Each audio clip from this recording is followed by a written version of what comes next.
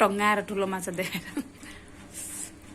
दुई तिनवटा माछा बिचको यति ठुल्ठुला माछा यत्रो माछा मारेर लिएर आएको छु मैले। कति बजे? 11 बजे। कति बजे आयो माछा? माछा 11 बजे आयो। वो मेरो भागमा आयो।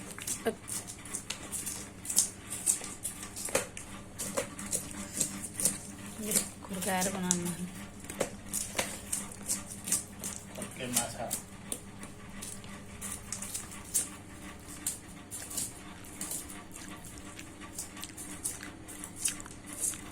माछा मार्ने मान्छेलाई के भन्छन् अरे? छुवा माझिराई।